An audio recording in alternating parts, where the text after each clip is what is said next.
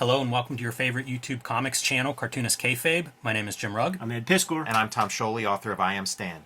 We have a kind of a special one today. We're looking at Palookaville, number 24 by the cartoonist Seth. A little bit different. Haven't looked at one of his works before, but a cartoonist that I'm a big fan of, so this should be a fun episode.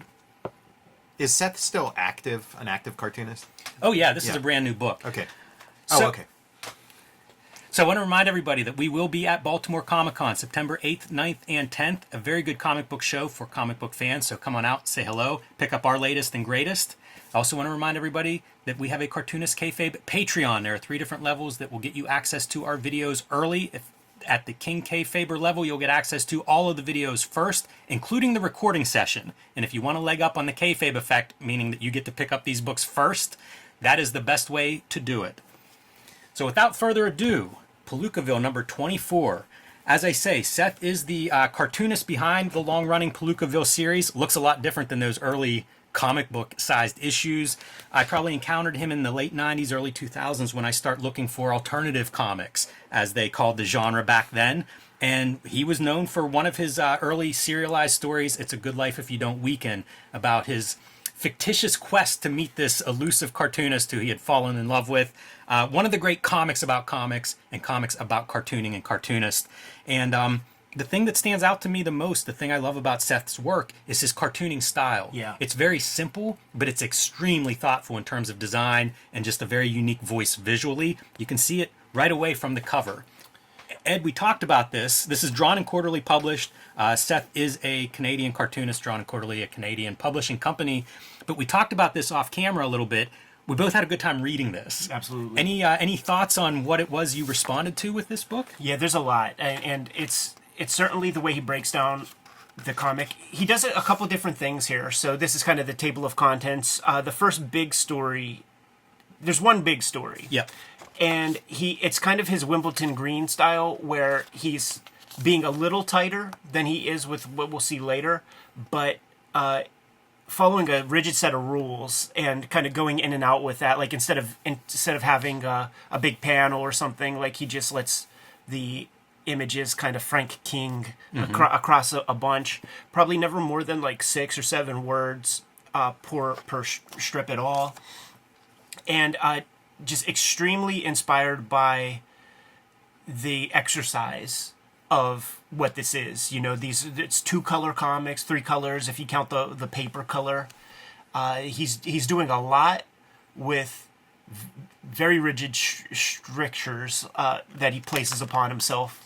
Like I said, this first story very tight, but then the other stuff comes directly from the sketchbook, and these might come from the sketchbooks also. You know, I see the brush strokes and things. Yeah, it's really fascinating. I wonder what we're actually looking at, because you do see some of those marks. Yeah, and that's always confusing to me. It reminds me a little bit of Darwin Cook's Parker series, because they were 2-color, and I always wondered about those. And if you see the originals, most of it is in the original. Like he's working like 2-color on the paper itself, and I wonder if Seth is doing something similar. It's neat how he breaks this up. This is an autobiographical story about him, I guess about high school age or so, and he's working through this job. Is it autobiographical? I believe so, yeah. And he breaks up the captions to the effect that I get is it's very readable. Totally. It'd be very easy to kind of load up on these captions in one panel, and I would just be overwhelmed by a giant text box. But instead, it's kind of spread out along with the visuals, and you see these different approaches. Like this is one giant image around this lake, but broken up into very easy to read, digestible pieces. Absolutely. Like he's breaking down the iconography of like what is possible in comics. And it will be, you know, even these single image pieces. It would be a fun exercise to read this story with some of that Scott McCloud, some of the charts and graphs about like the panel to panel transition stuff, because there will be panels where it's completely divorced images from one another that are glued together by the text, and it all makes sense when you read it, which is like pure comics. And I love his ability to play with the simplest shapes on Earth, but to create pleasing compositions with them. That second color is really treated, I should say black is really treated almost like the second blue color, because you see a lot of like big shapes as opposed to just using it for outlines or something. Oh yeah. This is an interesting effect too, right? Like, is you're remembering various people, but not necessarily their faces and things. He was the guy who did the design work for the Complete Peanuts. Yes. For Fantagraphics. And I was in the offices once when they received a package of his. and it's not when he designs it, he's not in Adobe Right. Premiere or whatever. Or like, what's the InDesign. He's not in InDesign. It's practical shit with markers and hand lettering and stuff. And he makes the whole big dummy and stuff. And he's like, here, you do it. Turn this into a digital thing. There's a really good article in Comic Art Magazine from the early 2000s. I think Seth is the cover artist, and they have some of that stuff where it's like mock-ups of books, almost like putting together a book dummy so he could color the cover to do his roughs. Yeah.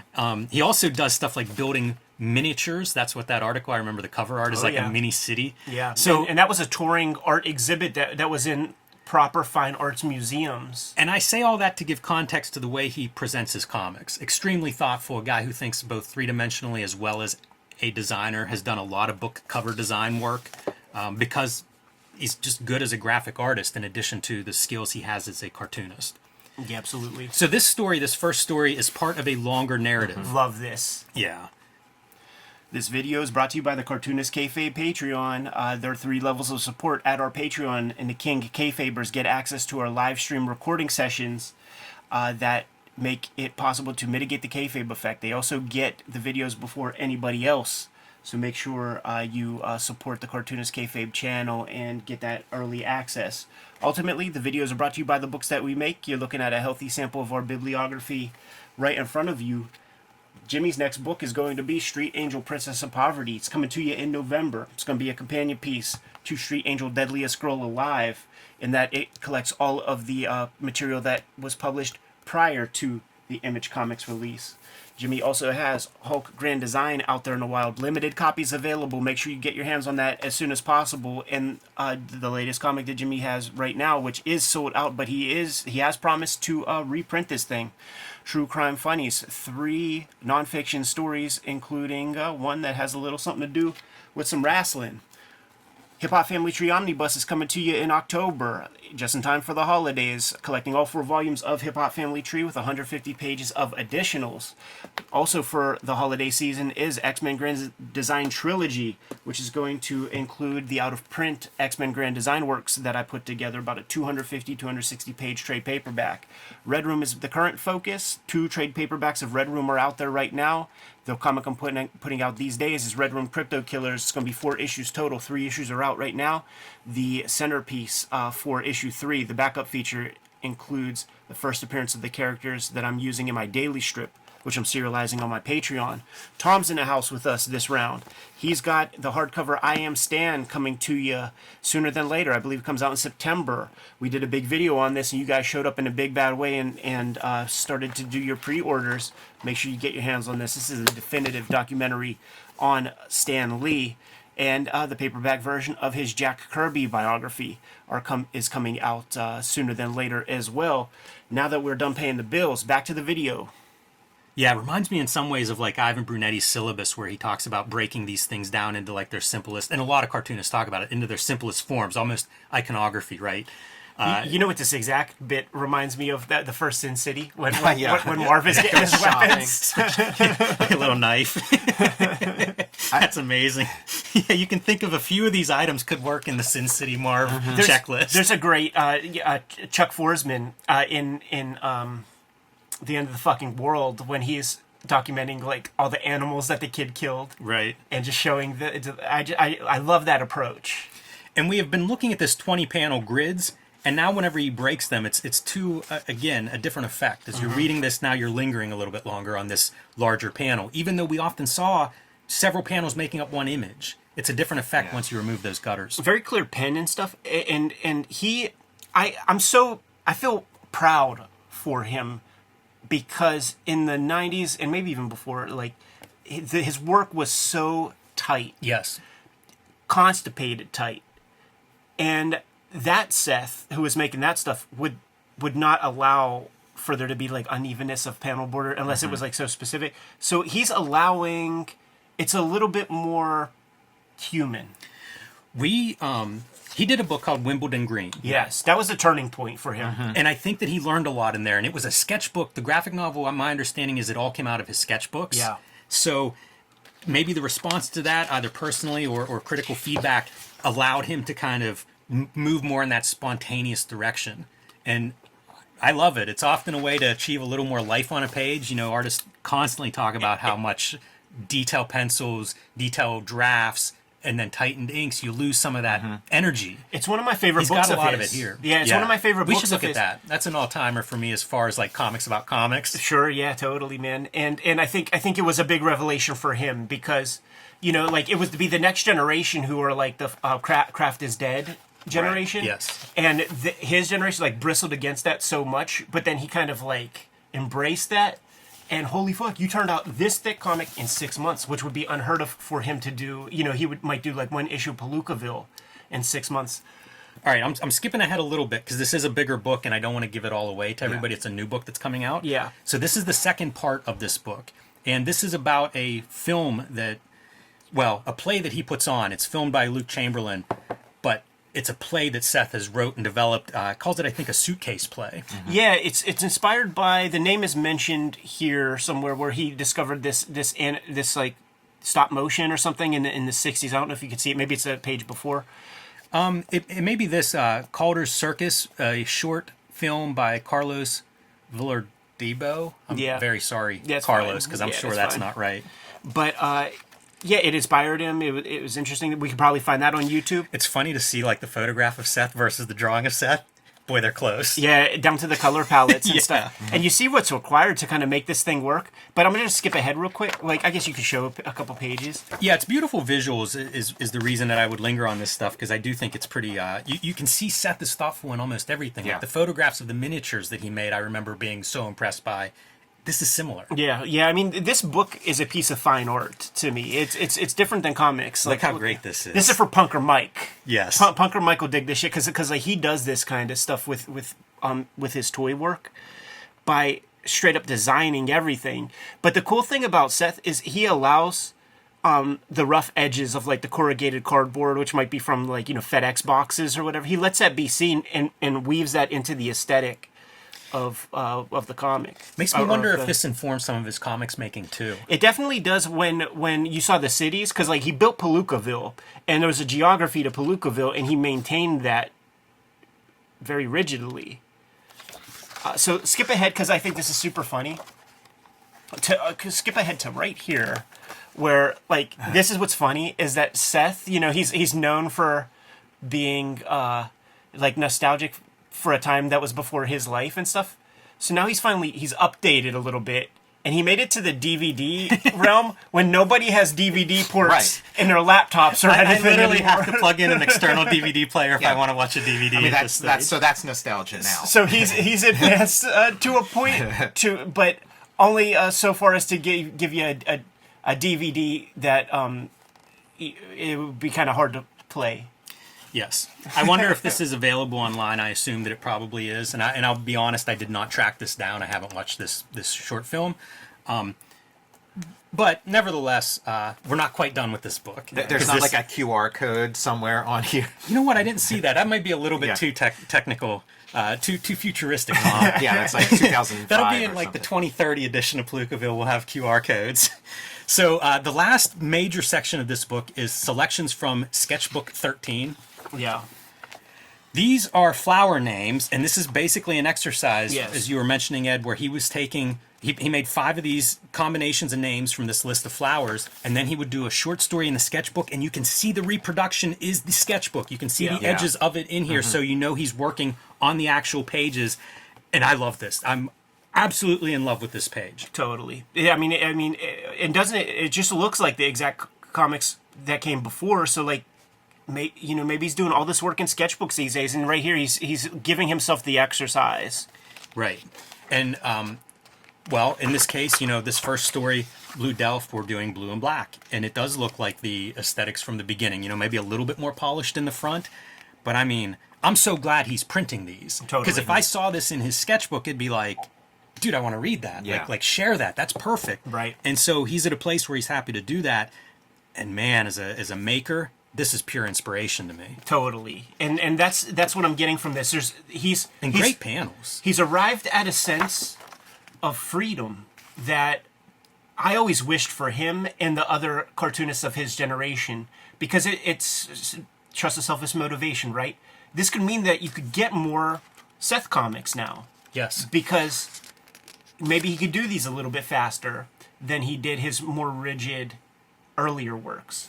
I do wonder, is he penciling these a little bit? Is he laying something down? Because I think so. The compositions are some too of them tight. really bleed into each other in ways where it's like, wow, just leaving the gutter there and having these images that stretch across multiple panels seems like it would be hard. I also wonder about the dry media that he's using, like a dry brush or whatever. It's to beautiful effect. Yeah, he's able to get that same texture at times with the color implement, with the marker. I guess my last question here would be like, what's the size of the actual sketchbooks? I bet you it's are we the looking at size. 100%? Yeah, I mean, it seems like it's like one of those little pocket sketchbooks. Yeah, you like walk around with. he can ask for anything he wants, and in terms of dimensions and stuff like that. And I think this book is printed at this size because it gives a nice border to this sketchbook. Yeah, I think you're right. The lettering seems like it's sized to be this size. right. So yeah, it's really a fun, as a fan of comics, it's very fun comics throughout this thing, and does some interesting stuff in terms of within this short story, still innovative. Like, here's, you turn the page and here's a list of all these characters that inhabit this house or have inhabited this house. So yeah, a cartoonist, this is what you want to see out of somebody who's been doing comics now. I think he probably starts in the late 80s, Yeah, early Mr. 90s. X, Vortex Comics. So you've got 30 plus years under your belt. Let's see some of that confidence on the page. Let's see some of those lessons that you've internalized, put down, and I think you really see them here. I think this completely transcends the medium of comics. This doesn't feel like a commercial product. It feels like a fine arts exploration. It feels like a monograph of an artist. It's so much more than a comic to me. And another piece of inspiration that I get from this, and certainly helped out both with the DVD and with that middle piece with the photographic elements, just in terms of bookmaking, it changes my thoughts about future books and things that I'll be putting together. I'm glad to see Seth at this point as well, in that a lot of the alternative cartoonists, I think they toiled in obscurity whenever they start out. Like, where are you going to find alternative comics? Where are you going to find an audience for them, especially, But over time, like, their quality design, their eye, their vision, their unique sensibility and style, they have found success as book designers. They have found audiences that exist outside of the direct market. And that allows you to do a hardcover book whenever you're releasing the next issue or the next installment of your comics. It allows you to experiment and reproduce your sketchbooks because you've built this audience that's bigger than just the direct market that we had in the 90s. I do wonder about him, Chester Brown, those guys, like, because I know what my books do. I know what my books bring in, and I wonder how they make their shit work. I do. Like, I'm very curious about that stuff. I wonder if he has patrons who buy the original art, and support him at that level. I wonder if it's by being in Canada, he's getting special grant monies and shit like that they have set aside for the arts. Because he baffles me by putting out such little work. He does a lot more commercial work than I think we're aware of. Yeah, he has to. If you dig into sometimes you'll see him profiled outside of comics, and it's like he has kind of a robust career outside of comics, and I assume that's where it comes from. It's weird to speculate about this stuff because, like you say, Canada, there's probably some stuff that happens. Doesn't have any medical bills. Yeah, I mean, there's lots of ways to do that, and at some point I'd be interested in talking about my own experience, because I don't have a hit comic, but I'm able to pay my bills Right. through comics, even though sometimes that means freelance work that comes from the comics or different ways. So there's lots of ways, I think, to monetize art. And I wish that we had more conversation of that, because certainly when I was trying to look at, like, this is what I want to do with my life, all I heard about is how you can't monetize art. Right, Give yeah. And I up. think Yeah. you might be better off now trying to monetize that stuff than a lot of different industries that are out there and used to be safe bets. But that's a totally different conversation. Bottom line here is Palookaville 24 had a good time with it, and I like Seth's work a lot. So hopefully this video does well, everybody. That's a hint, share this, and we'll do more of his work. I'd love to look at Wimbledon Green. Yeah, like when they first contacted us, because the publisher sent this, we should be able to get shoot interview. I'd like to talk to him. I was just thinking, like, does he have a webcam? Do you have to crank it? Yeah, right. I considered looking up the Pedal map. Like, where does he live? Because I think he lives between the Canadian border and Toronto. I feel like he lives south of Toronto. And if so, it's like, that's not that far. 4 hours, Yeah, maybe. you drive out there. Yeah. Maybe 3.5. Yeah. So, yeah, would love to talk to him and would love to bring more Seth onto this channel. So, guys, you know what to do. Make this video popular.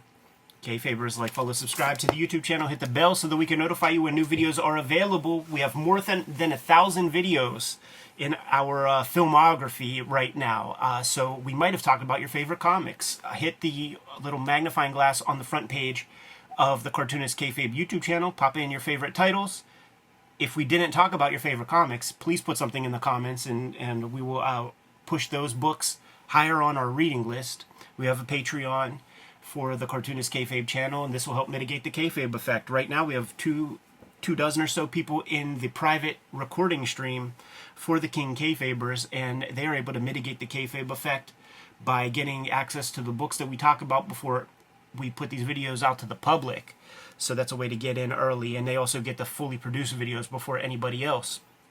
Ultimately, the videos are brought to you by the books that we make, and it's going to be a heck of a Christmas this year, man, because the Hip Hop Family Tree Omnibus is coming to you in time for Xmas. It's going to include all 4 volumes of Hip Hop Family Tree, plus 150 pages of additional material that is not in those first 4 volumes. So it is officially the 10-year anniversary of Hip Hop Family Tree. It's the 50th anniversary of hip hop as a culture, so it was a must to do this book up fly for these anniversaries. Not the only holiday book to come out for 2023. I have the X-Men Grand Design Trilogy trade paperback coming to you.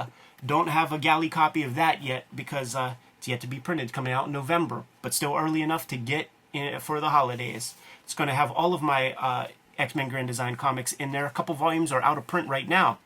Red Room is the current comic. There are 2 trade paperbacks of Red Room out there, but this latest miniseries is called Crypto Killers.